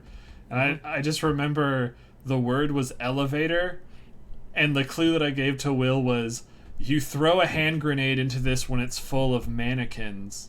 Because that was a thing we had talked about, and Will's just like, elevator! And then I think it was we were playing with Heather from our friend group, and then some other people, and they were just like, how the hell did you guess elevator? And then Will and I just smiled at each other. And it was super weird. But, That's pretty fun. yeah, shopping malls are cool, although, like, okay, if this is RPG Maker, it'd all be, like, top-down stuff. I was like, it would have to be really big, or it's, like, a semi-destroyed one where you can't get to every area of the shopping mall. Otherwise, that would be shitloads of work. Yeah. Or if it's like a real shopping mall now and like 80% of the stores are just closed. So it's really just... I mean, there's some like kind of smaller shopping centers too, though. Like it doesn't have to be a huge mall. And like with game design, you can make a smaller area. Like that's a thing people will forgive you for, as long as it reads as shopping mall. That's all it needs to do. It could have just like 5 stores in it and be like 2 levels. Yeah. Yep. Yeah, that would be a really good one. So just a bunch of stores, and people are like, why did they do this? They could just have ordered everything from the warehouse. Oh my god. Nice. Man. Now my brain's just like, go! I was trying to think of other ways to interact with like characters in a game without killing them. Yeah. And I really like how Streets of Rogue handles, like, you can walk up to different... So maybe the idea is there would just be a lot of different robot units. And then when I mean, you could do, like... You could have goofy things, like maybe you give a robot a command that makes it fall in love at first sight. Oh, man. And then, like, there's another guard robot or something that's walking by, and so you, like, time that command with when the guard robot walks by, and then that robot goes and distracts the guard because it fell in love at first sight. That is amazing. That is... Damn it. Like, and then I can already picture how that would work, is he would, like, find a stupid... Like, if that's in the shopping mall. Because we only have to contrive it. It would just be a way that, like, you basically lose all of the commands that you've learned in a previous level and this level. Yeah. So that way that when the machines scan you, they're like, we don't detect any human interference, you're a clean slate robot. So part of the fun would be trying to relearn commands you've learned by finding the thing in the environment that teaches it to you. So, or it could even be that there's just like different commands on each level, which might actually work a lot better with the way that RPG Maker works. Because like if you're having a bunch of different commands that you can choose from, that gets overwhelming really fast. But if it's kind of like a puzzle game where you go into the mall and find a bunch of commands, and like you know what commands the player will be able to find on every level, then it becomes a lot easier to script how those events work. Yeah, that's what I was thinking, is like, but we could have like multiple solutions for any problem. Yeah. Yeah. The only thing I don't know, before we get too ahead of the real space, is I don't know how intense like programming can be in the RPG Maker. I was like, what was the thing we were talking about? Like, I mean, yeah. So like when I'm working on games, I usually just try to figure out like clever ways around having to do intense programming, because like that's not something that I know how to do or am interested in learning how to do. But you definitely can, at the very least, you can like build your own plugins. There isn't like a hard upper limit on what you can do in that program. So like, I mean, you couldn't do like crazy 3D stuff, but in terms of like scripting events, I'm fairly confident that you could do a lot of things. That having been said, I feel like a lot of the times the better approach is to just figure out clever ways of doing a thing. Okay.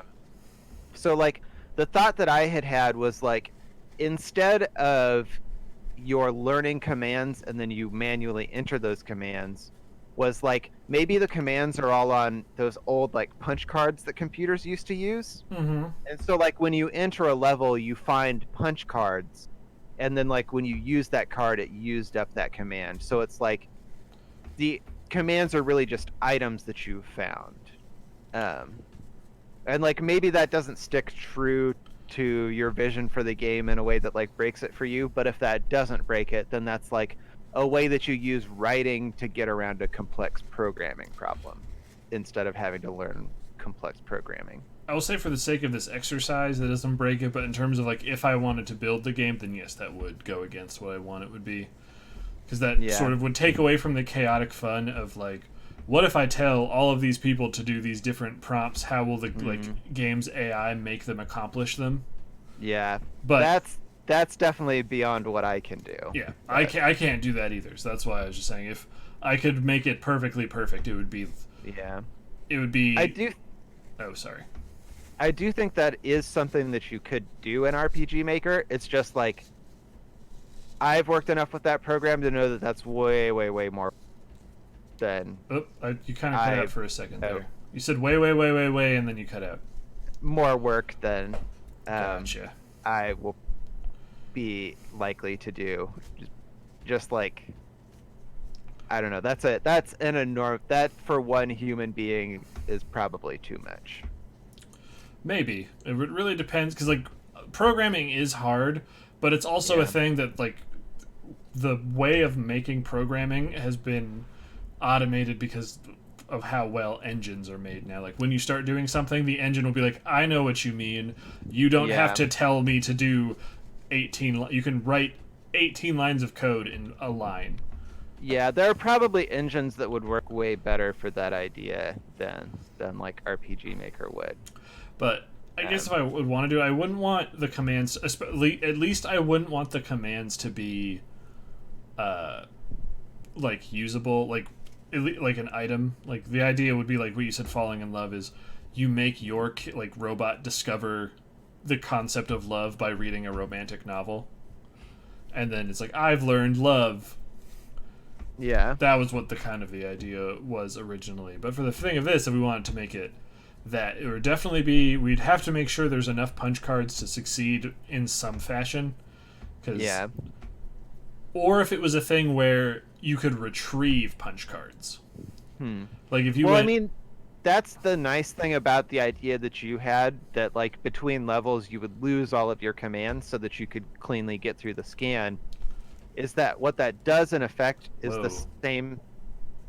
Yeah, I keep flashing green, it looks like. Is that what's happening? That's spooked. Oh, that was just the replay on the stream. Like, it happened on that monitor, and I was like, oh, God! But yeah, so, like, I know the reason that they use the regenerating health that you don't like is that it allows you to create fights with the knowledge that your player will always be able to have a certain amount of health when they go into it. And like if you're wiping their commands between every level, it does that same thing because you know exactly what commands the player needs to get through the level, and then you put those commands into the level. Yep. Because that's what I thought would be, is that, but then like once you've learned love, you can use love as many times as you want, and then depending on what unit you're telling to go to love, it would do different things. Okay, you actually could do that pretty easily then, I think. At least it would. Yeah. So like the way you could, I mean, you could do it with a lot of robots, but it would take a lot of time. What might be easier is to either have very few robots per level, or like only certain robots are vulnerable to certain commands. So like a level might have the love command, and you could use it as many times as you wanted. But there would maybe only be like 4 or 5 robots on that level that it would do something for, and the rest, if you put it in, they would like look around and be like, well, no one's here, so I guess I'll never love anyone. The one thing I Right. would definitely want to avoid is having a thing like you do something and it just goes no. That doesn't where like you would put it on there and then it would like the box would pop up and be like this doesn't appear to do anything. Yeah. For So this like, style of game is what I'd really want to avoid with that. This would yeah. Okay. I mean, you could do that too, but then you'd have to really limit the number of characters that are in each level, and also like think very carefully about the commands you want, because if every command has to work on every character, then like you're scripting a ton of events. yep. Yeah. Because I don't know anything about RPG Maker, but like if you're doing it in Unity, all that would really do is if you told a robot, because it wouldn't. The other thing it was going to be is it wouldn't just be one command. You'd be giving them multiple commands. This would be a game for it to work in my ideal vision would need. I feel like it wouldn't be as complicated as I think it is because it would just be a whole bunch of if-then actions rather than AI having to figure out problems. It'd be things they just try to do immediately. But Yeah. um, Well, I mean, like you can make if-then branches, but like if-then branches just get huge really fast. yep. Yeah, Yep, they're yep. like simple, but I have programmed some like pretty complex puzzles in RPG Maker that use if-then branches, and like it's kind of fun, but it's a ton of work. This is not a game I would want to try to make as my first game. Like that is Yeah. this would be a thing where if this channel's dream works out and we find like 2 or 3 other people who are like I am also into game design and we're like let's work together to make a cool game, then Yeah. yeah. But if it's just us, I would rather. Well, I was gonna say this week if we want to, we can kind of move on to a third idea to finish up. I don't know. I don't know how late you wanted to be up. I mean, I don't have work tomorrow, so it's all right. I'm good either way. So I don't have anything. I don't have work until 11. Wait, nope. Yeah. I have work at 10, but that's fine. But yeah, like the game that I would like to try making with you, which would work in RPG Maker, was the sort of. It wouldn't necessarily be point and click. It would be more like walk over to and touch. Yeah, the game that I'm working on right now kind of works like that. Like it's a kind of adventure puzzle game type thing, where like most of what you're doing is like finding the right item and bringing it to the right place to use it. Mm-hmm. That's pretty simple to do in RPG Maker. Is I guess the spin I'd want to put on that is then kind of sort of combining that with Ace Attorney style problem solving where it's not just a matter of having like I found the banana that proves innocence is then the player would have to without prompting know like to make a solution to a thing based on make intrinsic judgments based on like explicit evidence where it's like why would this argument make sense where it's like well I found this and this goes to this like there's a real I think I understand what you're saying. Like the player is given all of the clues that tell them how to solve the puzzle, but not told explicitly how to solve it. yeah the solution of the puzzle isn't rub the dog in the dog-sized hole. It's find that there's a dog, or find that there was a dog and a dog-sized hole, and tell the person who's looking for their dog that maybe the dog is in the dog-sized hole. something like that. Yeah, is. But yeah, it was just the. I don't know. Also, would be really up for even if not working in RPG Maker. There's Adventure Game Studio, which is supposed to not be too terrible to use. Like it's supposed to be pretty easy to pick up. Is I would love to make just a point and click adventure game that actually is a point and click adventure game. Yeah, that would be fun. I think it's just like part of what I like about RPG Maker is that the amount of art assets that you have to create are much lower. Whereas, like, if you're making a point and click adventure game with actual art, like, that's a tremendous amount of work. It depends how much you're getting into it, because Yeah. you can do it with like you can make your game just look like because it's like RPG Maker where there are like tile sets and stuff, Mm-hmm. but if you want to make a person, you can make them look like a Deponia character, which is like hand drawn and stuff, or you just make a pixel sprite dude, and then they can only have like 3 animations. I don't know, but Oh, like it has built-in tools that you can use in the program, mm-hmm. or built-in art assets that you can use. Yep. Hmm. Yep.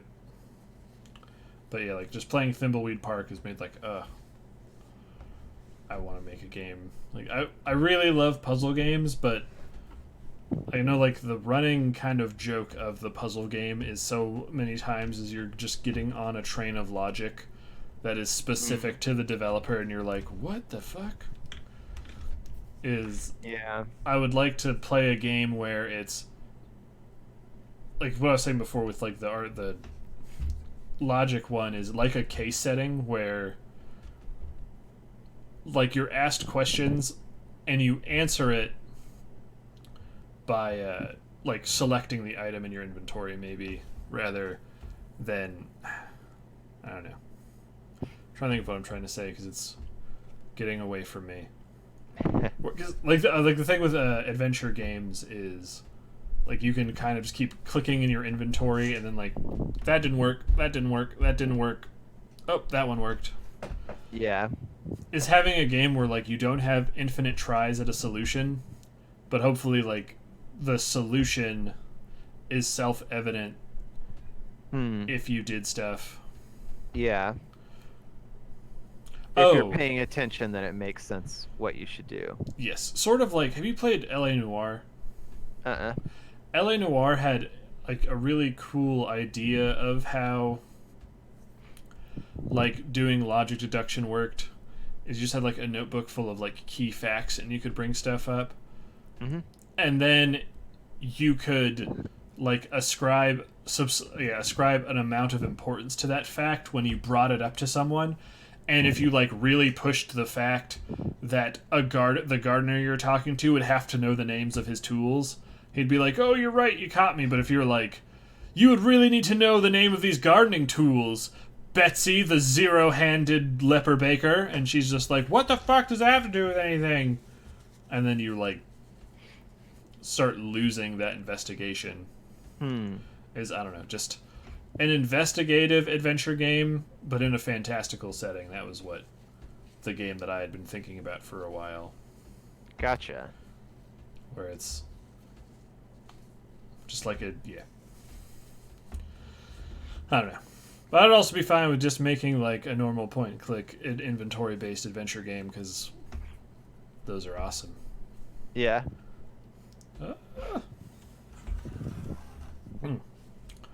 But or I really like. I don't. Have you played any of the Frogware Sherlock Holmes games? Or a game you might. I haven't played the new Cthulhu one either. Okay. I listened to the Zero Punctuation review. But well, then you know exactly when he mentions looking up stuff in like archives. Mm-hmm. That's the thing that's in all the Sherlock Holmes games too. Is someone will give you like a clue, where it's like, man, a lot of people say that Reginald used to work at the bowling alley in the 1800s or whatever, and no one will say, at least unless you're playing on like a baby difficulty, you should go look that up. Is that if you like of your own volition go to your house and like read about the bowling alley during that year, you'll be like, wait, it says all the people that worked here are these people, and that guy isn't on the list, so that dude was lying to me. So then you go back to that guy, and he's like, why do you think I'm lying? And then you're like, because of this bowling alley thing. And then he's just like, oh. So it would be that's pretty cool. We could do that in the RPG Maker thing, sort of like the command, is that every time you interact with an NPC, you have the option to talk or accuse or something. So that way... Yeah, I guess you would have, like, the way you would script it would be your first two options are, like, talk or accuse. And RPG Maker has all of these like switches that events can activate. Mm-hmm. So like if you had read the entry that told you about the bowling alley thing, then a switch would be flipped. And like before reading that, if you talk to the guy and set a accused, maybe there's nothing there. But after reading it, that switch has been flipped. So when you look at the accused menu, you see one that says, "Hey, what about the bowling alley thing?" Exactly. Like so, I really like the idea of there's like pools of resources that you can use without the game like beating you over the head with it. I want to play The Sinking City, and that's probably a game I'm going to pick up once it gets cheap. Oh, what, is there something funny? I saw you smiling, so I don't know if something happened. No, I guess I understand that desire. Like, it looks like a game that would be very frustrating to play. Because I'd watched Jim Sterling had also done a Jim Impressions video on it, and he was like, "This game is bad, but I really like it." So yeah, I don't know. It's a game like I really liked the newer Sherlock Holmes games that they made. Mm-hmm. And these just look like that with kind of shitty action sequences thrown in. Yeah. Which I can forgive. Because what I like about it, and I've read some reviews about it, is you can change the difficulty of combat and puzzles. So if I put it on a hard mode, I won't have to, like, for puzzles, I can have, like, the challenging puzzles without these little shitty spider monsters having quadruple health. That's pretty cool. So, I don't know. A puzzle game feels like an easier first game to make than a first-person physics-based combat puzzler. That's probably true. I guess, like, if you're building in Unity, there's an argument to be made that you can make a game by, like, figuring out one sort of physics interaction that's fun and that you can easily program, and then you build your game around that. Mm-hmm. But, like, if you want to start from the story and then mold the physics engine to fit your story, that gets really difficult. Yep. It's like my two dream projects for games that I feel would be attainable at some point but never will be because I will never finish a game in my life are an open world skateboarding game, which is the way harder of the two because I just want Skate 4 to come out and it never will. And then the other one is a game that, as far as graphics, could look like a PlayStation 1 game. I don't care, and if a game is done well enough, it doesn't need to look super good. Is a third-person horror game in the vein of like Silent Hill or Resident Evil. Probably more Resident Evil, where you have the fixed camera angles. Mm-hmm. And it would be that I've worked on it for years. It's sort of like planning documents and stuff, where it would have that juxtaposition of like, this is really weird and spooky, with, whoa, that was really weird and goofy, what the hell? And those are my two dream babies. But I would definitely need way more people. Yeah. Well, it could happen. Maybe. But I don't know. Oh man, our stream has been going really good. We don't even have 1% dropped frames. Nice. It's all looking uphill. Yeah. But I mean, like, maybe Matic needs to just get 1 or 2 games out, and then maybe you get lucky. Who knows? Yep. I mean, yeah, I'm definitely have the horrible problem of, like, dreams, and then I'm like, I don't know how to do this! Yeah. Well, and I had always thought if I ever managed to finish one of my games, I would see if you wanted to let me release it through Matic. But I would definitely do that as long as it wasn't hate speech, child pornography, or some maybe other third thing that I think later, but I don't think it's going to be any of those things. it would not be those. Aside from that, we're fine. It might be directly up its own asshole, but it won't be any of those. As long as it gave itself consent to penetrate, that's fine. Yep. Yep, it's the most pretentious kind of self-penetration. Then, yep, go for it. But yeah, when we live closer, or if maybe we just want to start talking about stuff, we can work in RPG Maker. I think we have different versions of RPG Maker. I have MV, and I have a fair amount of tile sets, and I also have some pretty nice. I've got some of the like add-ons for MV, like a tile editor, and I haven't played around with it, but I have the menu editor and the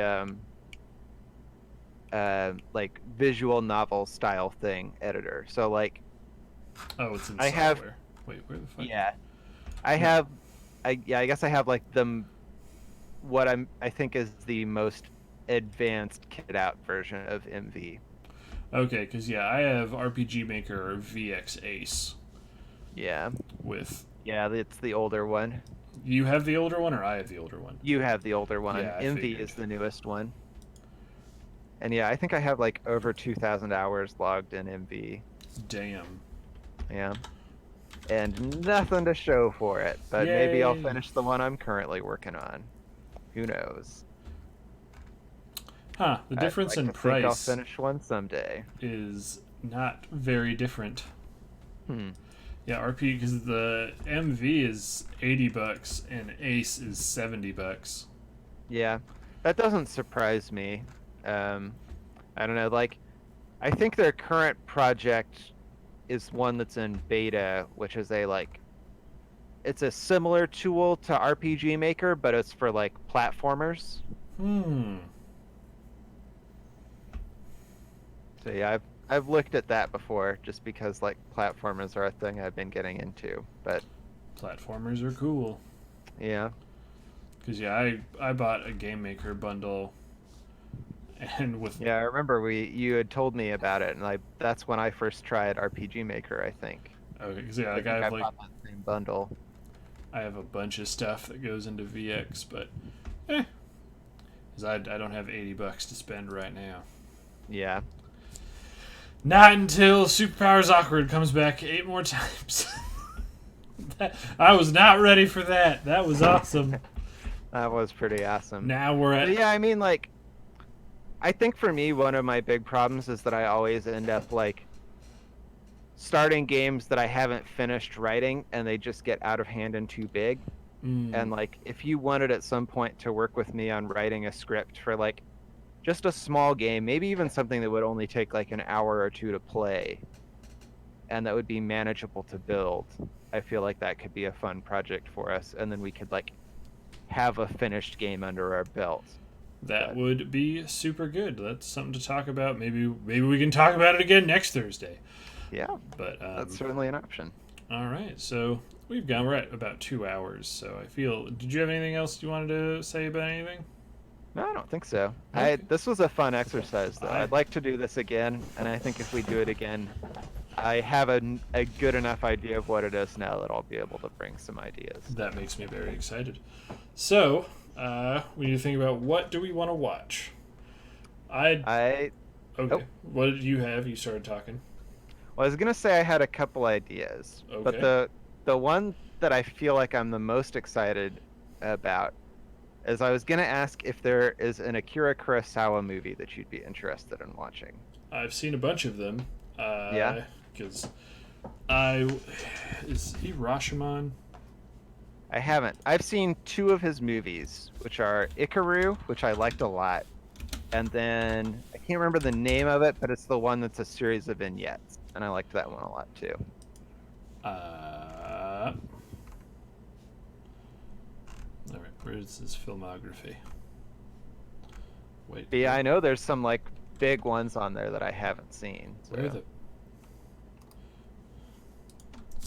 I was type in films that way. Where? Yeah, he did Rush. Oh yeah, I've seen so many of these movies. The Rashomon is probably his biggest one. That's like where Star Wars is based off of that movie. yeah, I think that's the one you're thinking of.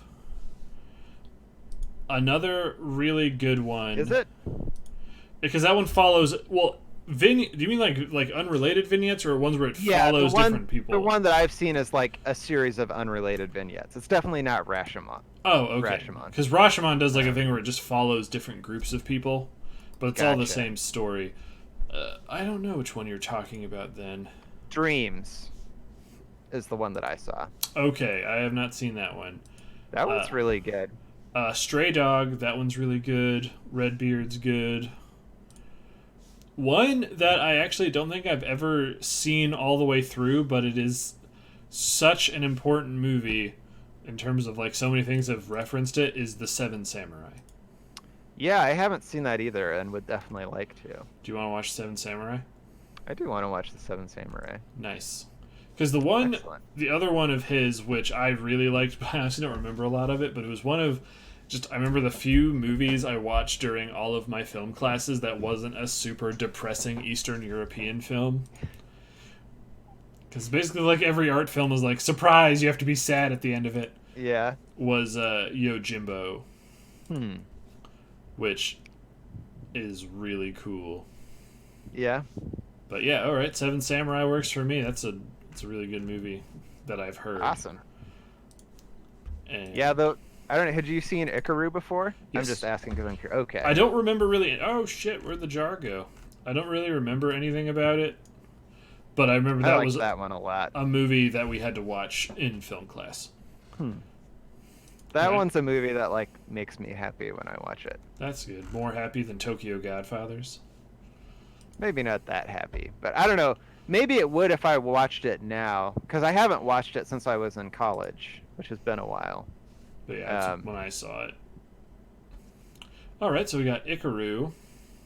Or that. Sorry, or not Ikaru. I mean, I'm just looking. Seven Samurai. Seven Samurai. Yes. And then as far as video games go, do you just want to talk about a potential like mini game to build an Yeah. RPG maker? Yeah, that sounds awesome. Okay, cool. We've got it all worked out. Excellent.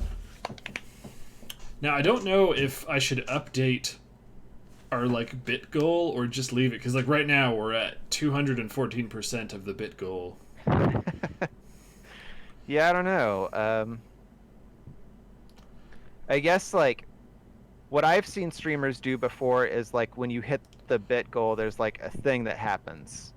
So like you hit the bit goal and then like Will's already drank ranch, but I mean I've seen people do like, and then I dye my eyebrows or whatever. But I guess you like it doesn't work this time because we've already hit the bit goal. But like for future things, I guess what you could do is set a bit goal with the thing that happens once you hit the bit goal, and that way you can like feel okay resetting the bit goal immediately without having to wait because you just like make another thing. Sounds good. We'll probably do that starting in September when this bit goal ends.